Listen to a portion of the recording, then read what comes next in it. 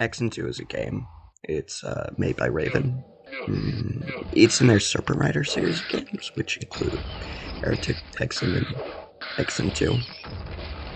And then there's Heretic 2, which is the black sheep of the series, and maybe not part of the series. It's strange. If you're a big id fan, you probably perked up a little bit when I mentioned Raven Software there. You see, it had this kind of design model where they'd send their genius, John Carmack, to go make a game engine. They'd make a game. Then, after they made their game, they'd give it off to Raven, and then Raven would make a few games. And then they'd make a new engine. Rinse and repeat, and there you go. You got yourself a id Tech. But I'm not here to talk about id. I'm here to talk about Raven. Started up in 1990s with its founders, Brian and Steve Raffel. Their first game was one called Black Crypt, which was kind of like Ultima Underworld, but somehow more D&D, if that's even possible. Then id and Raven got real chummy, and Romero took his first step towards leaving id and making...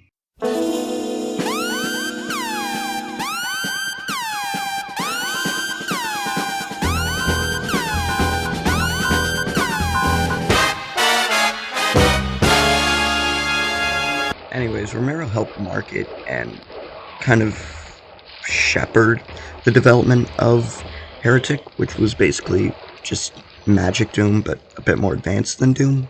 And, in all fairness, for Magic Doom, it's really good and probably one of my favorite games of that era because of the medieval setting, just making it stand out a bit more. And it's pretty solid level design, except for a few more annoying quirks. Speaking of annoying quirks, which was really just witch hunting crap, it was incredibly advanced for the Doom engine, and I think it deserves a modicum of respect for everything it could cram out of that engine, but on its own, it's not a great game, although it did introduce a fairly advanced class system, which I feel deserves some praise and recognition. But that takes us to the finale of the Serpent Rider trilogy, HeXen II. To be honest, I don't like HeXen II. I know in the first few minutes I wouldn't like HeXen II, so why did I make a video? To hate it? No, not really. I honestly can't not recommend it. I mean, it looks pretty solid, and if you have a walkthrough handy to solve its BS puzzles, it's not too bad. The idea of the four horsemen is fucking metal as hell, and honestly it makes me think about how cool it would be if, for the next Doom game, like the whole idea of it was Doom guy going and like beating the shit out of the four horsemen, but, I'm not talking about my dream next Doom game. I'm talking about HeXen II. Or, more accurately, avoiding talking about HeXen II. Okay, here we go. HeXen II is Raven Software's ending to the Serpent Rider trilogy. It's made in the Quake engine and still looks really good to this day, in the way that all those older Quake engine games still hold up. The movement is solid and very similar to Quake's iconic movement.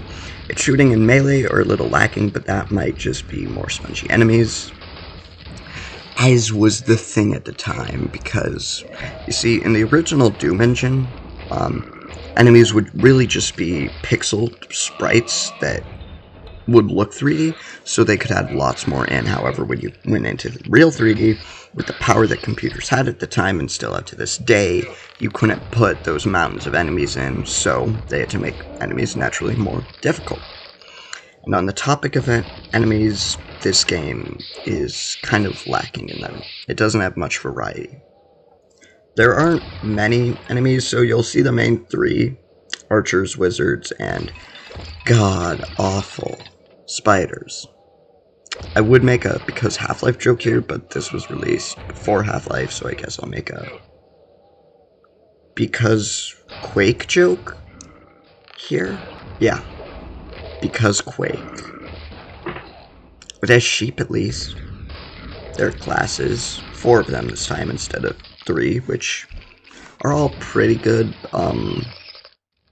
Not much to say on them, though. I mean, they're all kind of just reskins of the original one. You know, you got your melee guy, your magic guy, your middle class guy, and then you got your ranged guy, who's the new one, the assassin. HeXen II is a relic of its time. All the good, all the bad, and all the ugly. In ways, it's aged well, and I still think its class system works to diversify gameplay and add lots of replayability to it. However, and in the age of a walkthrough, its insane, unreasonable puzzles can take a backseat and allow you to more thoroughly enjoy the other parts of the game. However, that's where I find it lacking, the other parts.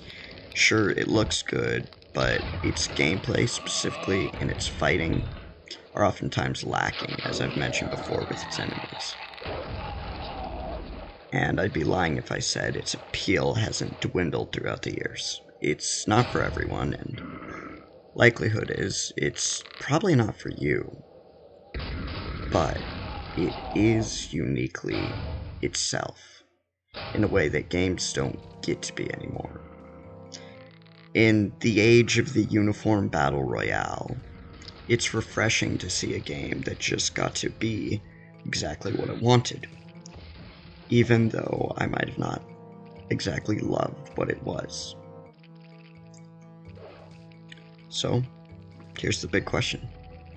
Would I recommend HeXen II? And the answer is, I don't know. I don't think I would recommend it to people. However, considering that there is a Certain Riders trilogy collection on Steam that involves Heretic, HeXen, and HeXen II, that is, as of recording, on sale right now due to QuakeCon, I would recommend getting that and playing this game and seeing for yourself. Anyways, thanks for tuning in. Now it's time for me to tune out. So enjoy the weird world of Queen and this hit song, Ocean Man.